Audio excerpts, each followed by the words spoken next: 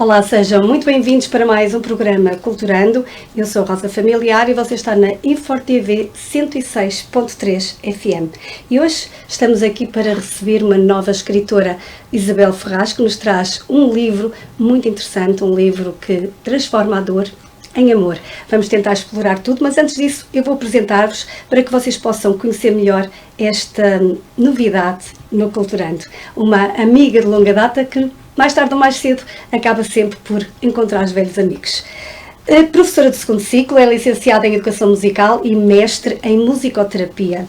Ligada desde sempre à música coral, acredita na arte, no espaço de cura, comunhão e esperança. Isabel Ferraz, formada em diversas áreas do desenvolvimento pessoal, aliada ao saber académico e uma escuta sensível da alma. A sua vida foi profundamente marcada pela perda do seu único filho, de 7 anos, vítima de cancro cerebral, a experiência que transformou em fonte de criação literária e reflexão sobre o amor, o luto e a espiritualidade. Pela profunda admiração que nutre pela Associação Acreditar e pela importância que reconhece no apoio às crianças e às famílias, colaborou algum tempo depois como voluntária em Oncologia Pediátrica. Hoje traz-nos este livro Escrevo-te para não me perder. Bem-vinda ao Culturando, Isabel. É uma honra enorme poder ter-te aqui depois de tantos anos sem te ver. Sim. E ainda por cima para falarmos de livros que tens aí na tua mão. Queres mostrar lá para casa o livro que tens contigo? Sim, mas antes de mais quero-te agradecer o convite e poder estar aqui a falar sobre o meu livro, o meu tesouro. Para mim é o meu tesouro. É sem dúvida um tesouro, até porque é um tesouro muito especial que te deu vida também a ti. Sim, sem dúvida, sem dúvida. Escrevê-lo, daí o título, não é? Escrevo-te para não me perder. E escrevê-lo ajudou-me realmente a transformar muito daquilo que eu sentia e a transformar, no fundo, a dor ainda em mais amor. Portanto, ajudou-me a organizar dentro de mim todas as emoções, tudo aquilo que eu tinha para poder, essencialmente, transmitir aos outros aquilo que eu estava a viver e que continuo sempre a viver. E para quem nos ouve lá em casa, um pouco de como é que surgiu esse livro, quanto tempo é que demorou a fazer, até porque quem nos escuta não sabe que já aconteceu há muito tempo, já passaram muitos anos. Sim. Isto é um processo. Sim, efetivamente este livro começou-se a escrever logo, praticamente após a partida do Pedrinho. No fundo eu sinto que semeei uma semente e a semente ficou ali a germinar, era o meu grande sonho, começou entretanto a tornar-se um sonho que entretanto eu pensei, já não o vou conseguir realizar, porque tal como eu descrevo no livro, eu tive processos em que a minha memória apagou muitas das minhas vivências, mas efetivamente acho que a semente ficou lá e um dia, essa semente no dia 24 de junho de 2025, portanto ainda há poucos meses, esta semente floresceu. E eu aí tive a certeza que desta vez ia mesmo dar uma flor bonita e aqui está ela.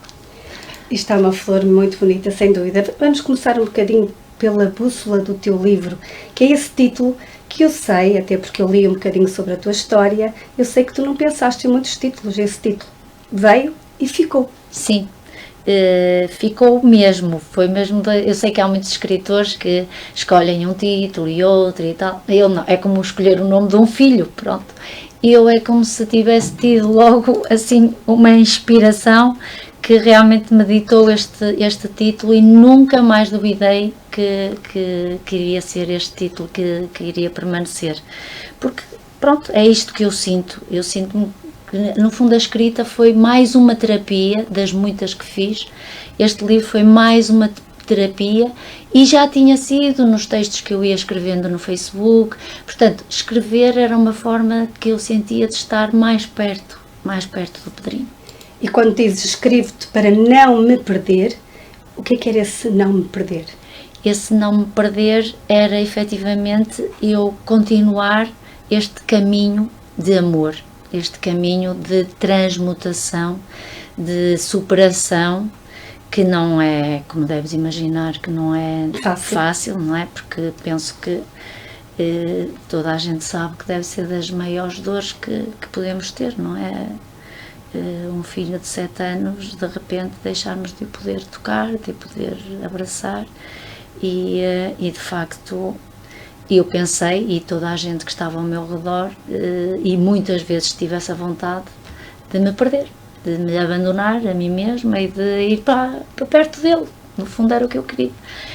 Mas fundo, ele tinha uma mensagem para ti muito importante, era não te perderes. Exatamente. Aliás, eu sinto que muito isso, e digo sem qualquer medo de transmitir, que sinto que o meu filho veio mesmo com essa missão de me transformar, de me tornar a Isabel que eu hoje sou. No início desse processo, a escrita era, digamos, uma forma de manter um diálogo, de tu continuares, no fundo, a falar com o teu filho, era uma conversa.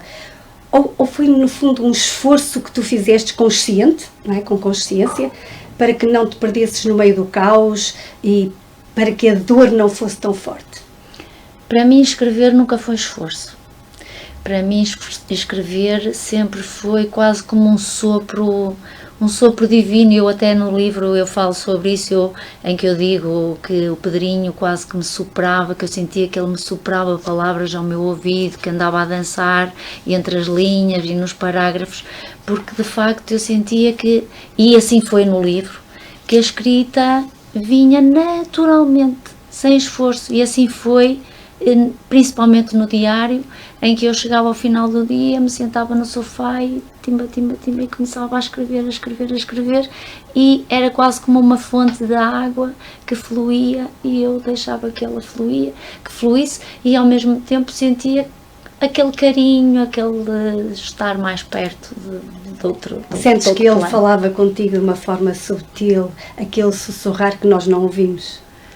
Pronto, era isso que eu estava a dizer. Sim, nunca ouvi nada, nem nunca tive essas experiências, que sei que às vezes há pessoas que têm, mas era um sentir interior, e sempre foi assim. Até porque tu antes não escrevias, não é? Sim, antes eu não escrevia, mas logo, poucos meses depois, eu tive esta grande necessidade de escrever. Eu sentia a necessidade de escrever para mim, essencialmente, mas tinha muita vontade de transmitir aos outros, porque a minha maior procura foi de respostas, do porquê que isto acontece a uma mãe, porquê que eu, que era professora, eu que lidava com crianças, porquê que fui perder uma criança?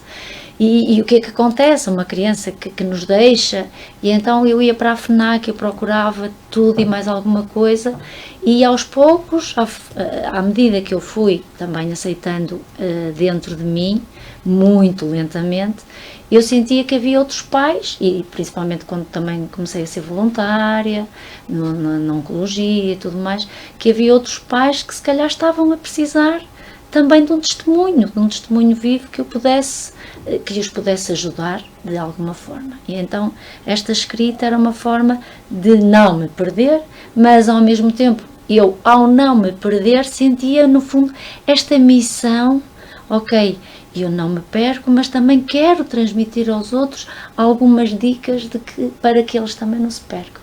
Acabaste de dizer que leste muito. O que é que tu procuravas para ler? Eu procurava tudo que falasse de morte, tudo que falasse de o que é que está para além deste plano que nós conhecemos aqui como seres humanos.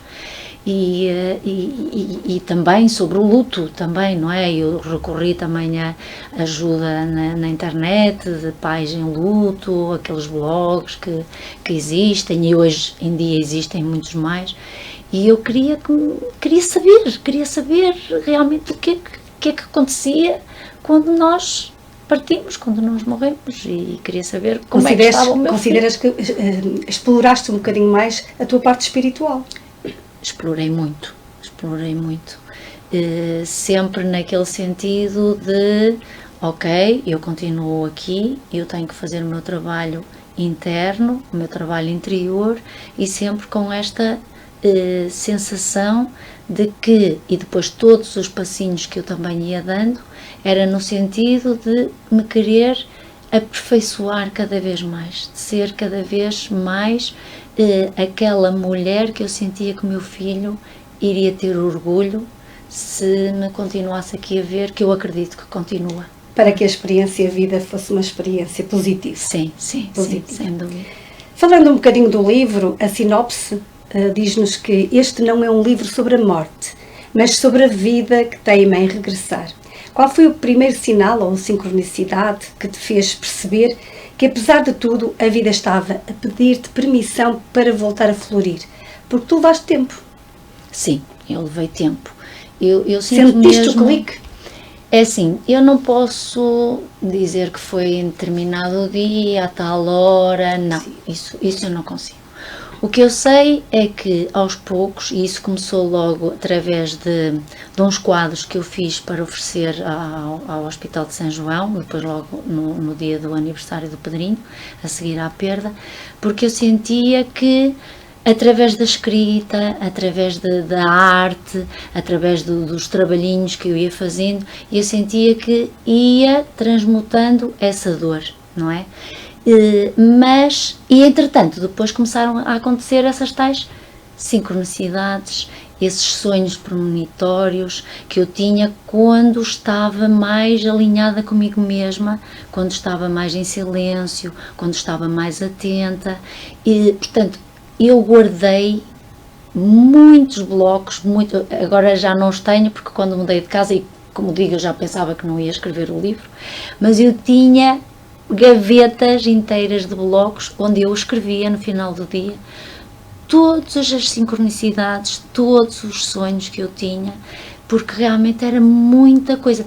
E esses sincronismos, tudo isso eram para mim pequenos sinais que me davam força para continuar. Era quase como se eu sentisse, ok, eu não estou sozinha.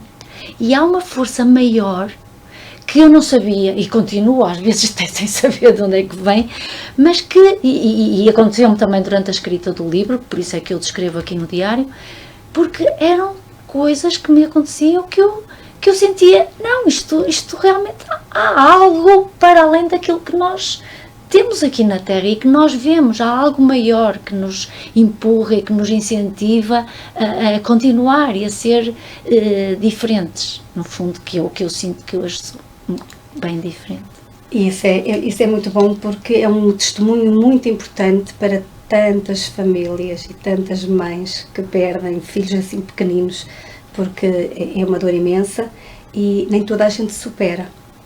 Eu sei, porque eu acompanho também... Por isso este testemunho é muito, muito importante, e é importante que o livro seja divulgado e que as pessoas possam pegar nele. Sim. E ler, para muitas das vezes se calhar tenham a sua solução para o seu problema, para se conseguirem encontrar.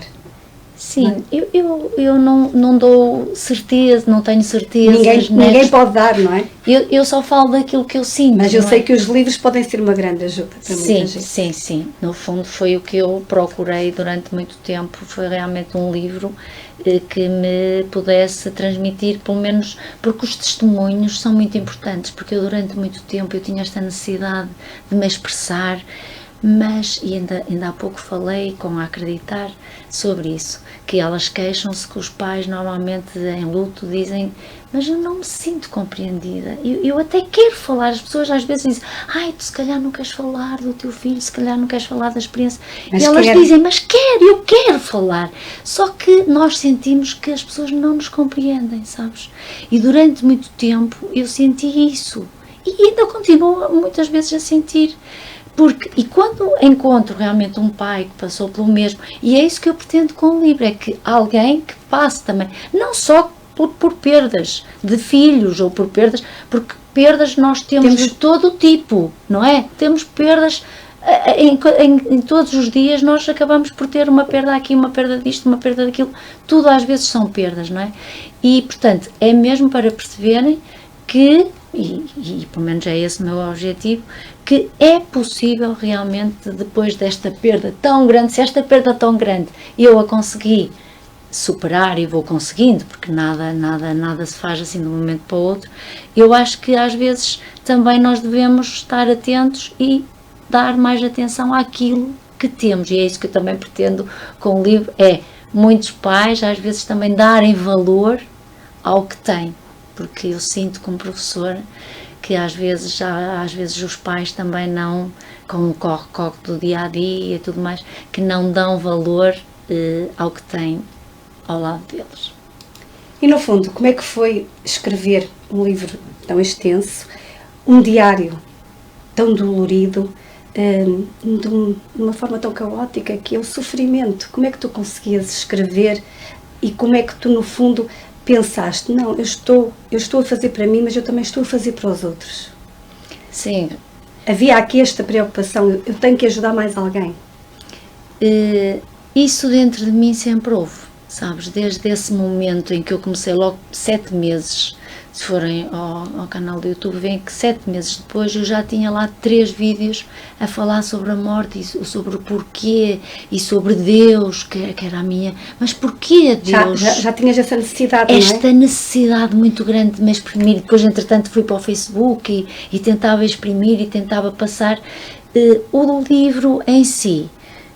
Realmente, no dia 24 de junho de 2025, estava eu, por isso é que eu digo que nas mais pequeninas coisas nós podemos realmente ter as respostas e podemos ter este contacto mais íntimo com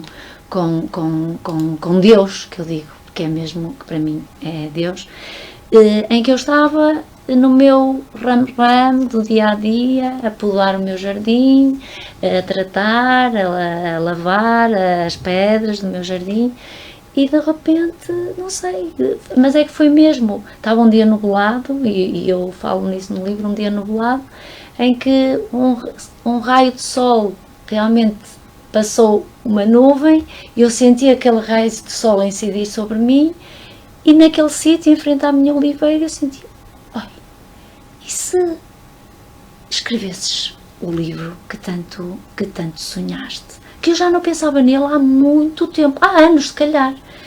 E de repente, e foi a partir daí que eu escrevi 11 dias e depois mais um, em que todos os dias escrevi sem parar 200 e tal páginas, pronto. E realmente fui-me apercebendo que o livro estava a ganhar corpo. Naquela altura, não era para mim um livro, era um ficheiro no computador que eu lá tinha, mas algo dentro de mim eu sentia já realmente a despertar. Acho que é desta, acho que o livro está mesmo a sair.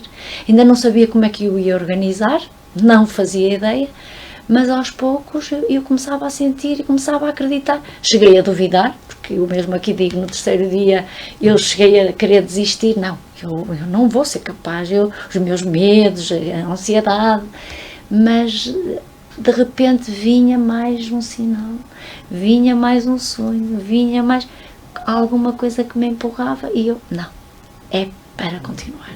E assim foi. E porque os nossos ouvintes estão curiosos, certamente, podemos ouvir um excertozinho do livro? Sim, já agora então vou ao nascimento, se calhar posso falar mesmo da... Se quiseres fazer uma introdução àquilo que vais ler, estás à vontade. Sim, pronto, vou então ler um bocadinho mesmo desse momento em que eu senti que realmente, aliás, o título deste pequenino capítulo chama-se O Sopro Divino.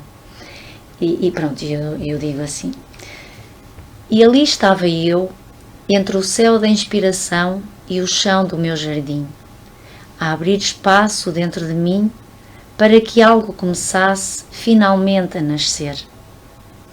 Foi então que ouvi, como um grito vindo de dentro: e o teu sonho de escrever um livro? O meu corpo vibrou, a minha alma cantou, e as flores do jardim pareceram mais vivas, mais coloridas, apesar do nevoeiro. E foi nesse exato momento que o sol rompeu as nuvens. Um raio luminoso caiu sobre mim, dentro e fora, como se dissesse: agora sim. Como se o universo sussurrasse: é tempo. Obrigada, Isabel. Estamos com a Isabel Ferraz, estamos aqui a falar do livro Escrevo-te para não me perder. Obrigada por estar aí desse lado e vou mandar aqui um beijinho para a Maggie, porque a Maggie está aqui a acompanhar-nos e deixou-te uma mensagem. A tua coragem em transformar uma dor tão profunda em palavras e partilha é um gosto de imensa grandeza humana. O teu livro é prova de que mesmo depois da perda, o amor continua a criar a luz. Ou seja, a luz está sempre, porque sempre que há uma sombra, há uma luz. Sim, sim. A luz não está sempre. A luz não está sempre. Ela aparece.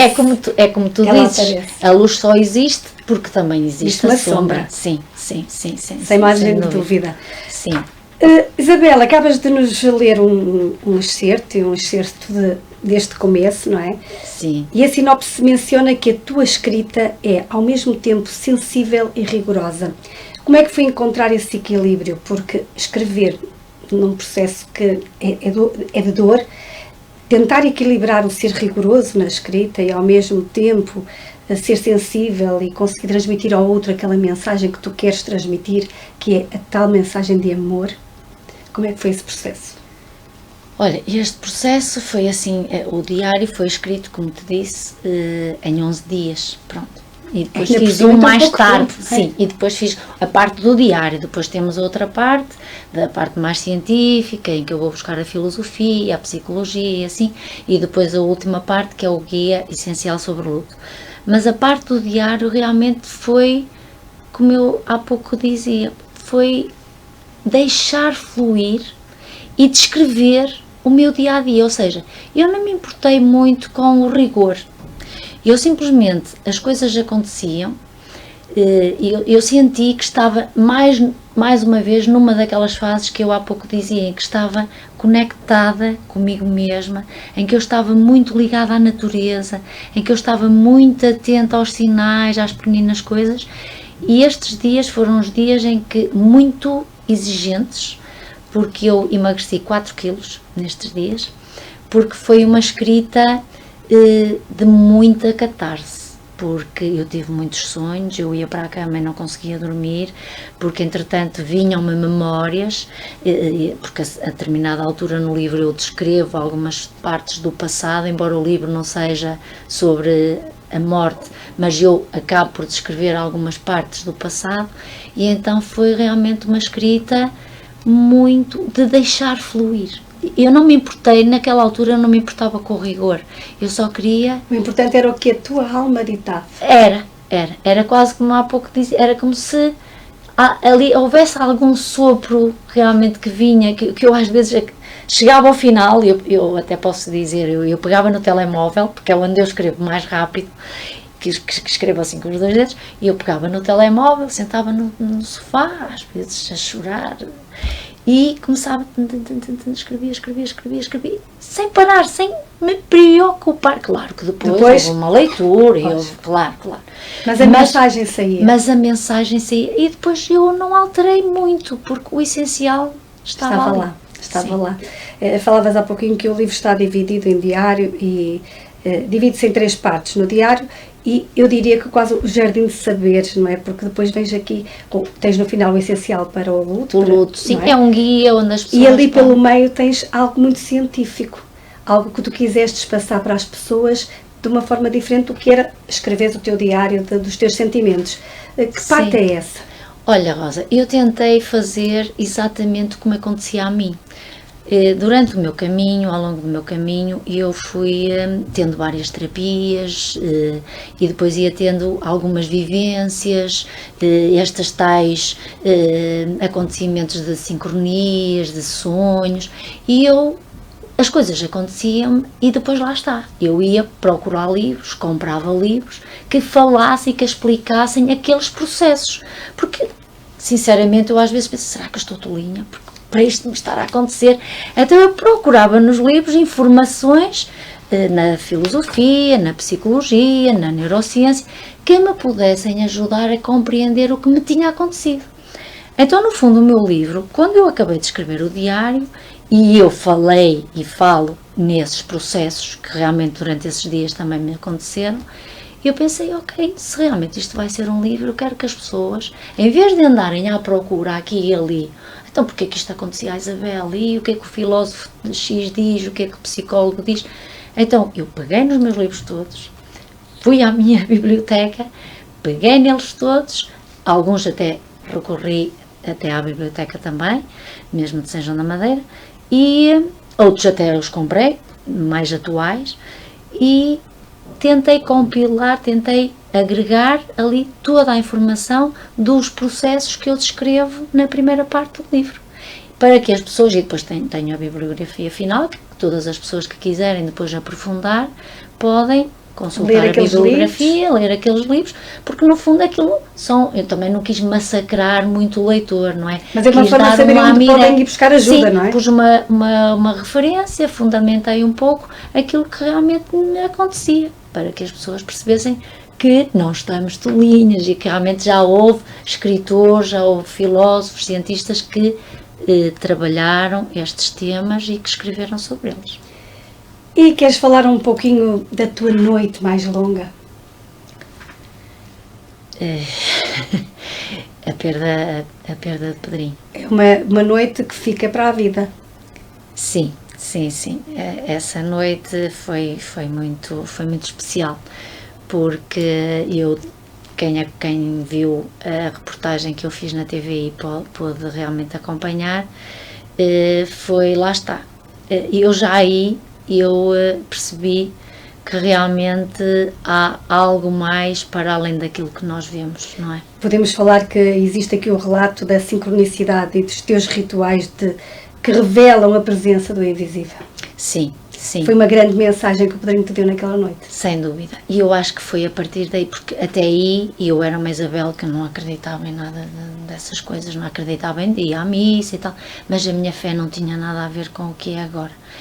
E de facto, nessa noite, uma amiga da minha mãe foi falar comigo, uma amiga ligada muito a este processo de chocolares, da igreja, de Deus, falou comigo ali, bastante, uma médica até, e nessa noite eu fui para a casa de banho, deitei-me no chão, quase que, eu acho que aquele chão ficou salgado de tantas lágrimas que eu deitei ali. E não sei, eu senti, quando me estava a levantar, era como se realmente alguém estivesse ali a pegar em mim e a dar-me força para eu fazer o que fui fazer a seguir, que nunca pensei que fosse capaz e que eu ia fazer. Eu senti quase que era realmente, sei lá, um Pedrinho ou alguém ali a levar-me para o quarto novamente, e foi quando eu me ajoelhei e peguei nas mãozinhas dele.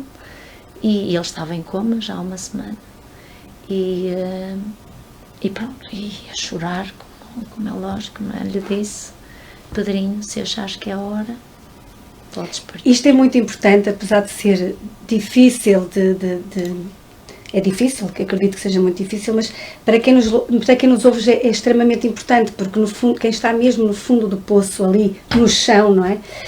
Como é que se consegue treinar, não é?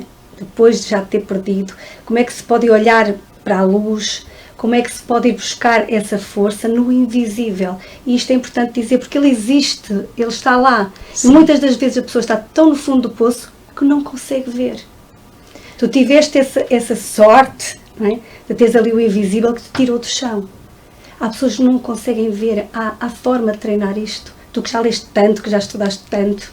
Pronto, eu posso falar da minha experiência.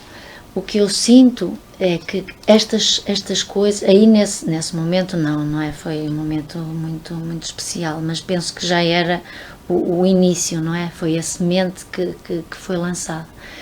Mas eu sinto que quando eu realmente estou mais em fases em que faço mais meditações, em que procuro mais o silêncio, em que estou a cuidar do meu jardim com muito mais atenção, o mindfulness fala sobre isso, não é? O fazermos as coisas com o máximo de atenção, foco, o olharmos para os passarinhos, para as borboletas, para as abelhas, o sentirmos que nada acontece por acaso.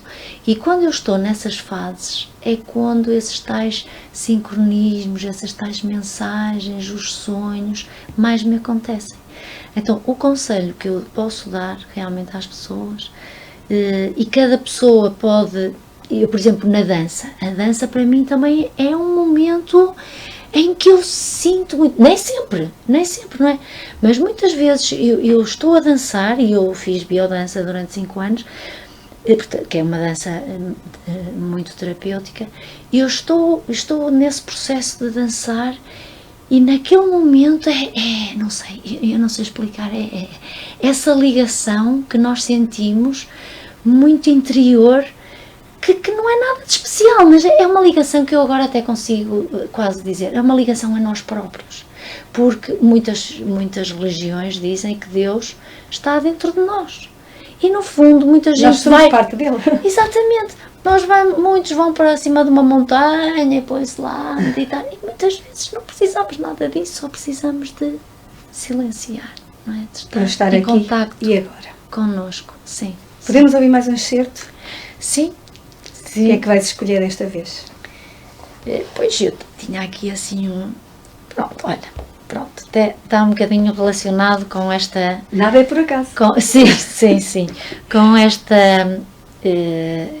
com isto que eu sinto da minha missão, entre aspas, que eu sinto dentro de mim.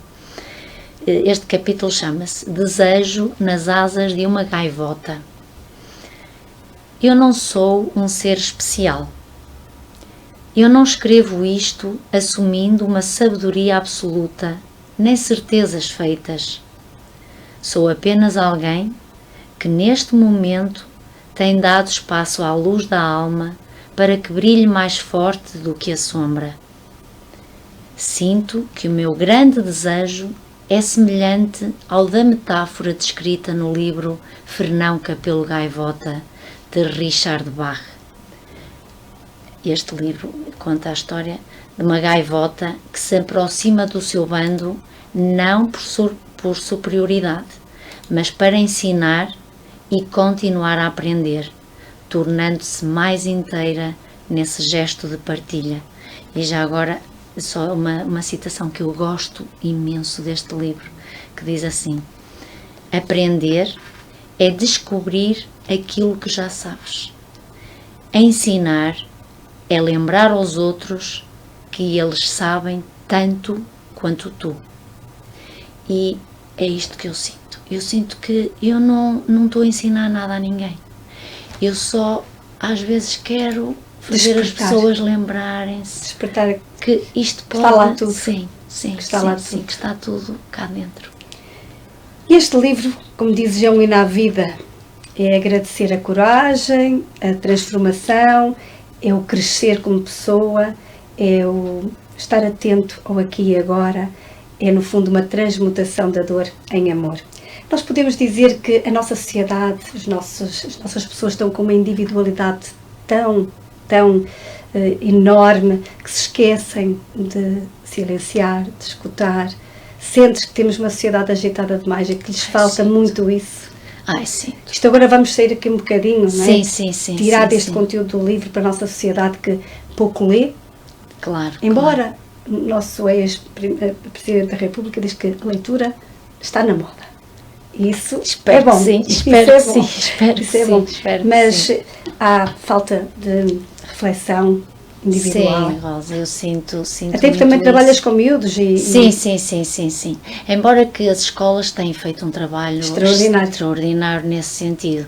Nós, por exemplo, na nossa escola, todos os dias, os meninos, as turmas, às 10 horas da manhã, têm 10 minutos, na disciplina em que estiverem, têm que estar a ler 10 minutos. Levam o seu livro, que andam a ler, e durante 10 minutos, no mínimo, claro que há disciplinas que se calhar até podem alongar um pouco mais, mas têm esse momento para ler. E eu sinto nas crianças essa vontade. Aliás, é extraordinário ver isso nas crianças, que tenho muitos que já leram o meu livro. Fantástico. E eu tenho a certeza que sim, porque às vezes podia ser aquela curiosidade, porque eles próprios vêm ter comigo: professora, ali em determinada passagem diz isto assim. Portanto, eles leram. Claro que alguns é por aquela curiosidadezinha e tal. Mas voltando à tua questão, que eu acho que é muito importante, sabes que eu sinto que, assim, mesmo ao meu redor, não, porque a determinada altura eu também senti na minha vida que houve pessoas que foram ficando, na minha vida, e é muito bonito ver-se isso, sabes? Porque há pessoas que depois, conforme nós vamos evoluindo, há pessoas que vão ficando pelo caminho e nós temos que aprender a deixá-las ficar. Faz parte, mas às vezes dói, e eu que sou muito apegada e que tenho este meu apego muito grande. Tens aí algo que é preciso ser trabalhado. Sim, continuo, é como eu dizia, eu estou a aprender continuamente, não é? E o apego para mim é a minha... Eu acho que é geral. Calcanhar daqueles, mas o meu é muito grande, o meu apego.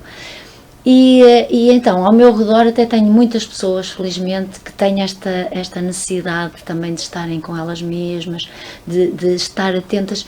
E eu acho que o que falta, e sinto muito isso na leitura, e principalmente em livros deste género, eu tenho muitas pessoas, até na escola, colegas e tudo mais, que me dizem muitas vezes, que me têm dito nestes momentos: Isabel, olha, eu tenho lá o teu livro, mas olha, sabes, eu ainda não o li, sabes, eu tenho medo, eu sei que vou chorar, e então...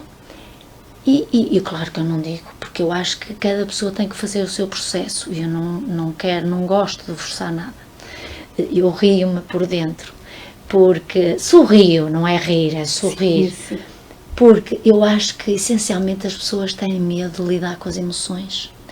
Eu ainda hoje tive aulas e os meninos, sim, e os meus alunos diziam: professora, a minha mãe viu a sua entrevista, ela chorou, e tal. Então achas que chorar é uma coisa... Não, eu sei, é uma emoção, e pronto. As próprias crianças já sabem e já conseguem perceber que a tristeza, não é a tristeza, neste caso o chorar, não é? Porque nós podemos chorar de tristeza e de alegria, não é? E de emoção. Há muita forma, o choro vem de muitas emoções que nós temos. Mas essencialmente eu acho que as pessoas têm medo de lidar com a emoção, e acho que não percebem que é ao lidar com a emoção que se vão conhecer melhor. E ao fugir das emoções, estão a fugir de se autoconhecerem, de se conhecerem elas próprias, e é isto que falta. Lá está, isto no fundo é um ciclo, é uma roda, não é? Que vai, umas coisas puxam as outras. Se nós não nos conhecermos, se nós não nos conhecermos, também não podemos ter esta tal ligação, o estarmos tão atentos, porque não sabemos como fazer, não é? Estamos todos a aprender sim, eu também continuo. Este tipo de livro é precisamente para isso, é para existir algo mais que possa ajudar as pessoas que ainda estão num processo evolutivo, que precisam dessa ajuda para chegar a esse patamar, porque isto faz-se caminhando. Sim, e eu própria não é fácil. E depois é caminhando e subimos 2 degraus e caímos às vezes 1 ou 3 ou 4. E voltamos outra vez ao zero, sem dúvida. Sim. E a vida é mesmo assim. Qual é a principal mensagem do teu livro? A principal mensagem do meu livro, ou o que eu pretendo com ele, é transmitir esperança. É transmitir vida, é transmitir que é possível, depois de uma dor muito grande, continuar a viver com alegria, com felicidade, embora que este tema da felicidade na televisão, por acaso perguntaram-me se eu era feliz, e realmente a felicidade eu acho que não é um estado que se atinge, não é uma meta, não é? A felicidade... Concordo contigo, a felicidade são estes pequenos momentos, estes pequenos momentos que sentimos muito cá dentro, muito dentro de nós, e que realmente eu sinto cada vez mais que é aí que está a verdadeira felicidade, e é isso que eu quero muito transmitir aos outros. Ninguém é plenamente feliz toda a hora, é o que eu acho. Sim. E mais, eu acho que eu gosto muito desta metáfora, de que nós somos um diamante em bruto, e os budistas defendem muito isto. Estamos a ser lapidados. E é o sofrimento, não são as coisas bonitas, não é o nós termos tudo de mão beijada, que muitos pais continuam a fazer isso aos filhos. Não, é precisamente quando nas pancadas da vida... Está a ser lapidado. Que está exatamente o que acontece ao diamante, não é? E connosco, e o que eu sinto dentro de mim é isso. E cada pancada que eu levei, que não foi só a perda do meu filho, que a minha vida teve muitas e muitas. Sim, porque há muito pouco tempo perdeste a tua mãe, não é? Perdi a minha mãe e tive uma infância, e eu falo nela também no meu livro, uma infância também não muito fácil, e tudo isto é um processo que já vem de há muitos anos. E tudo isto, se nós realmente tivermos a aceitação, porque eu acho que é muito importante, e eu falo disso também no livro, de nós chegarmos a um ponto, e eu cheguei, acho que isso sinto que sim, que cheguei a um ponto que aceitei que realmente a perda do meu filho foi importante para o meu processo como mulher e como mãe, não é?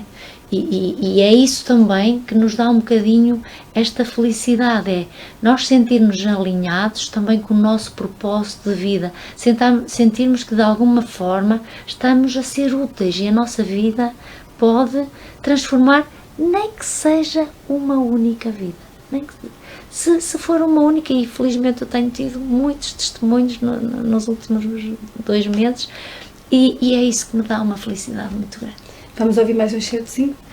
Sim, pode. O que é que escolheste agora como terceiro?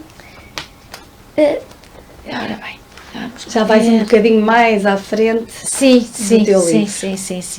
Olha, acho que agora vou falar realmente para o Pedrinho, porque é a estrela realmente do meu livro e da minha vida, e portanto vou ler aqui a parte final de uma cartinha que eu lhe escrevi. Este livro é meu, mas nasceu do amor que nasceu contigo. És tu quem o alimenta nas entrelinhas. És tu quem me sustém quando a coragem falha. E se por vezes ainda me sinto apenas semente, é porque tu foste e és o sol que aquece a terra onde ela recorda como germinar. Este castelo de palavras também te pertence. Este altar de escrita também é teu. Este caminho, com todas as suas curvas, é o lugar onde todos os dias volto a encontrar-te. Porque quando o amor se torna palavra, deixa de ser ausência e passa a ser caminho. E talvez seja por isso que continuo a escrever, com mãos trêmulas e o coração cheio. Escrevo-te para não me perder. Lindo, maravilhoso. Isabel, ouvimos agora de facto um excerto que toca o coração, e como a tua obra afirma, o amor não termina, transforma-se. Isso que acabaste de ler é mesmo isso? Sim. É um transformar-se num amor gigante que vai existir para toda a vida, sempre. E como é que essa transformação mudou a tua vida? Tu não és mais a mesma Isabel. Como é que tu te tornaste? Quem eras e quem és? Quem era a Isabel antiga e quem é a Isabel hoje? Pronto, a Isabel de hoje, penso que já transmiti um bocadinho isso, é uma Isabel muito mais atenta aos pequenos sinais. É uma Isabel que tem uma fé muito maior do que aquela que tinha antes do Pedrinho. É uma Isabel que tenta, na medida dos possíveis, acreditar que isto que me aconteceu foi para me tornar melhor e para me aproximar, talvez, do meu propósito de vida e da minha missão. E pronto, e no fundo eu sinto que a Isabel de hoje é uma Isabel que quer continuar a ser ela própria e que quer continuar a ser o mais autêntica possível. Descobriste a tua missão? Sabes qual é a tua missão? Olha, não sei se é esta a minha missão, porque eu também, a Isabel de hoje deixa a vida me levar. Fluir. E no espetáculo nós cantamos essa música até no final, porque eu deixo muito que a vida aconteça e que a vida vá dando esses tais sinais e que me vá conduzindo. E então eu não gosto muito de falar do futuro. Eu neste momento sinto-me muito alinhada com uma espécie de missão, sinto muito isso. Se ela vai continuar, se não vai continuar. Está nessa missão, isso escrever mais? Olha, não sei, é isso que eu digo. Deixo que a vida me leve. Não está fechado? Que ser. Não está fechado, porque eu nunca fecho, habituei-me a não fechar nada na minha vida. Portanto, não posso dizer que não. Poderá surgir outro livro. Quem sabe, não sei, mas não está nos meus planos agora, para já não está nos meus planos, não. Feedback deste livro. Há tanta gente que já leu o livro, falaste há pouquinho de alunos, mas agora falemos de gente crescida. O que é que tens recebido como mensagens das pessoas que te leem? Pronto, eu sou um bocadinho suspeita e não gosto muito de falar disso, mas pronto, efetivamente ainda hoje, pronto, vou tendo assim umas mensagens muito bonitas e hoje essa mensagem veio através do separador do meu livro. Estava na escola, até não me importo de contar isso, estava na escola e uma colega veio ter comigo e deu-me o separador do meu próprio livro. E eu olhei para o separador e fugiu. Eu olhei para o separador, então, mas porquê que ela me deu o separador do meu próprio livro? E virei, e então tinha lá o testemunho do que ela sentiu ao ler o meu livro. E eu procurei, onde é que ela está? E ela, entretanto, veio ter comigo, olha, eu já te tinha dito o que senti sobre o teu livro e tudo o que ele me transmitiu, mas agora tive necessidade mesmo de te escrever. E como me deste 2 separadores, portanto o livro dela levava 2 separadores, eu escrevi-te aquilo que eu senti no separador e é para ti, é para tu guardares. E pronto, eu tenho muitas mensagens de pessoas que me mandaram por WhatsApp, no Messenger, e tenho guardado isso tudo até numa pastinha. E achei curioso agora esta vir. Também tenho de alunos e um dia vou pedir especificamente a essa aluna que me fez cartazes, que inclusive eu deixei o livro na biblioteca, ela não tinha possibilidades de o comprar e foi a primeira a requisitar o livro e a levar o livro, uma ex-aluna que já está no 9º ano. E pronto, e tudo isso me dá uma força e me dá esta tal missão, este sentido de que estou no meu caminho. E como é que está o futuro do livro? Apresentações? Foi apresentado no dia 8, certo? Sim, no dia 8 foi assim a apresentação no espetáculo, no dia 8, que era precisamente o aniversário do Pedrinho, se ele estivesse vivo, faria 24 anos.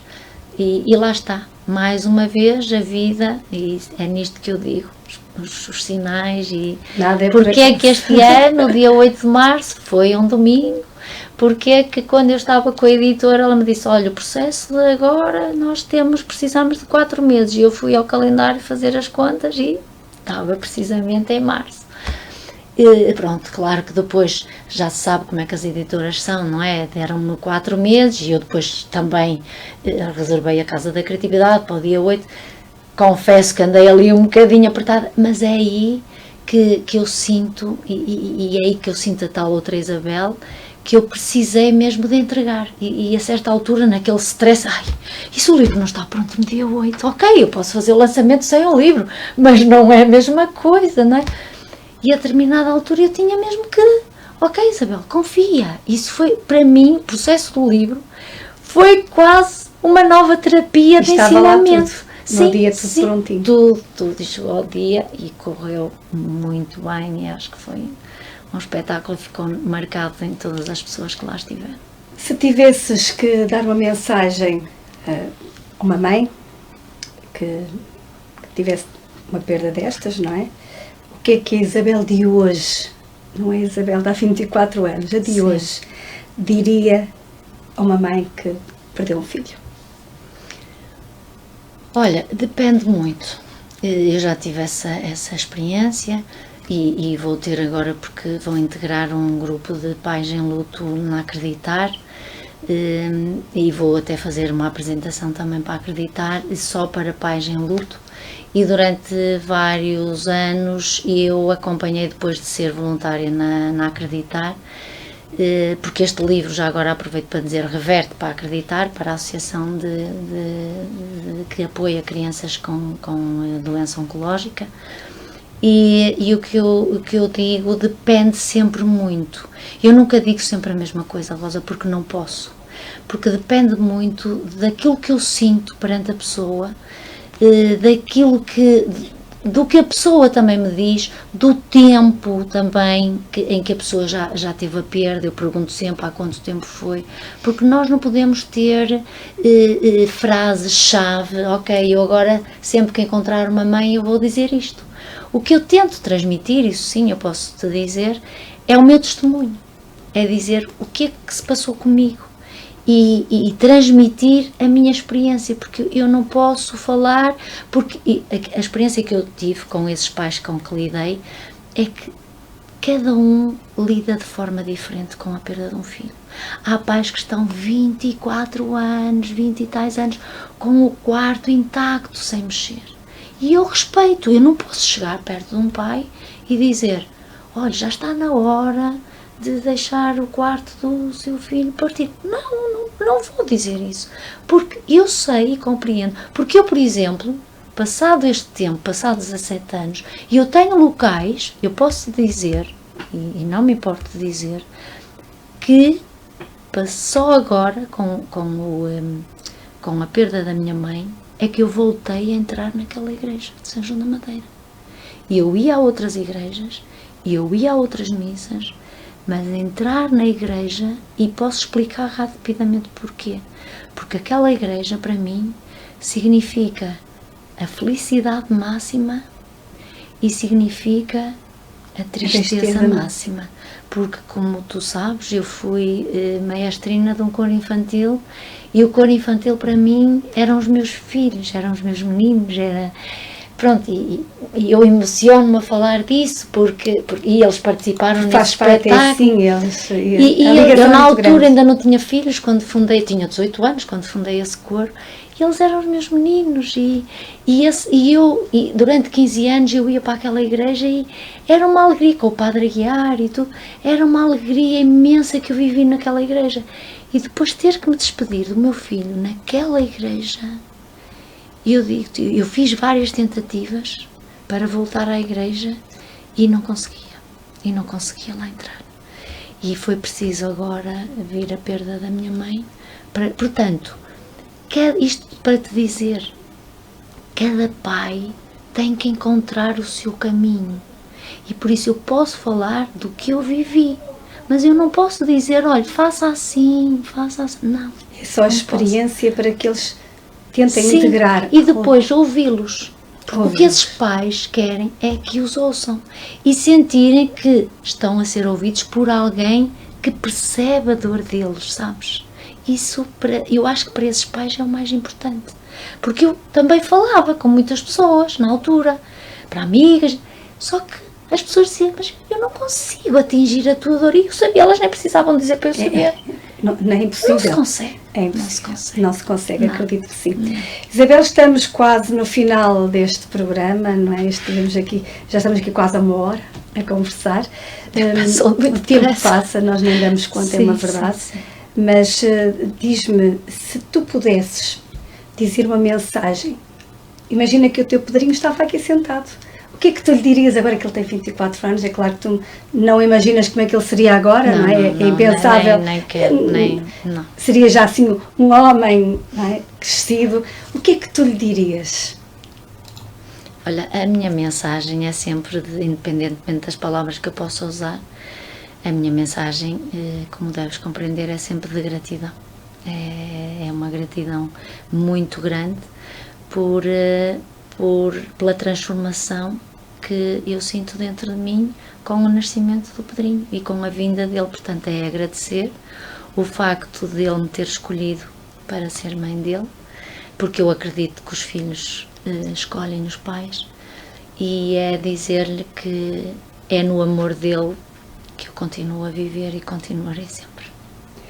E acho que esse amor vai ser eterno, de certeza absoluta. Sim. Do outro lado está o mesmo amor, com toda a certeza absoluta. E lá para casa, uma mensagem para todos os ouvintes, para as pessoas que precisam daquele grande abraço, aquela camarazinha ali é tua. O que é que tu tens para dizer às pessoas? Transmite esse amor todo, porque as pessoas estão precisando de muito amor. Sim, aquilo que eu posso mesmo dizer às pessoas é mesmo isso, é que acreditem que o amor é possível de transformar, só com o amor é que nós conseguimos transformar tudo, e acreditem que tudo passa, mesmo que não passe completamente dentro daquilo que nós vivemos, nós conseguimos a determinada altura transformar aquela dor, e só o amor é real e só o amor é capaz de o fazer. Quem quiser ter o livro, como é que o pode fazer? Olha, o livro está à venda cá em São João da Madeira, está na papelaria Lusíada. Inclusive eu tenho deixado lá para quem me pede o livro com uma dedicatória. Normalmente eu deixo lá já com dedicatória escrita, depois as pessoas podem ir lá procurar e pagar, mas o livro está na FNAC, Bertrand, UC, naquelas livrarias mais conhecidas e maiores cá em Portugal. E quem quiser falar com a Isabel, redes sociais, podes também divulgar? Sim, no Instagram e no Facebook tenho a minha página, página pessoal, não é? Isabel Ferraz. Pesquisem por Isabel Ferraz e certamente me vão reconhecer, porque a foto está exatamente como, até por acaso é a foto que está no livro, portanto facilmente acho que chegam realmente à página do Facebook e do Instagram, onde eu vou partilhando o que eu tenho feito com o livro e a divulgação do livro. Da minha parte, Isabel, resta-me agradecer-te ter estado aqui comigo à conversa sobre este teu magnífico livro. Espero que tenhas muito sucesso, que ele saia muito para ajudar muito a Associação a Acreditar e que os exemplares tripliquem, não é? Que venham outras edições, porque quando é para ajudar nós queremos que muitos livros sejam vendidos e as pessoas lá em casa também que o comprem. Obrigada. E eu é que te agradeço, Rosa, o convite. O Culturando está sempre disponível para divulgar esse teu projeto, basta termos disponibilidade para tal.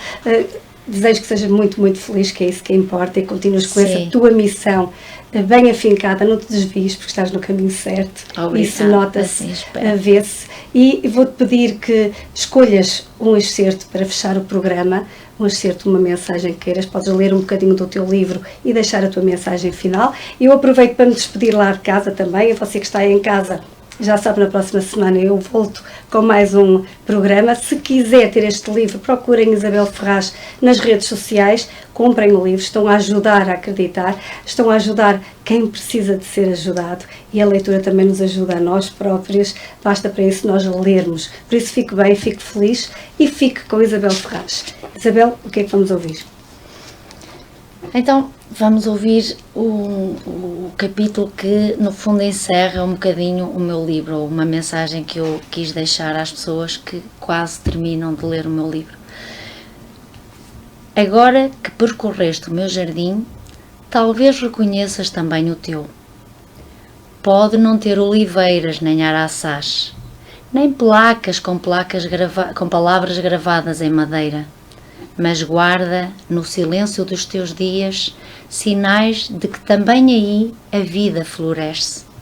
Talvez o teu jardim seja um caderno, uma varanda ou apenas um espaço dentro de ti, onde algo respira devagar. Leva contigo uma imagem, uma frase, uma raiz. Leva o que te nutriu. E se um dia te esqueceres de como voltar, lembra-te, o caminho sabe de cor o teu nome, e o colo da vida terá sempre lugar para mais uma estação. Obrigada, Isabel.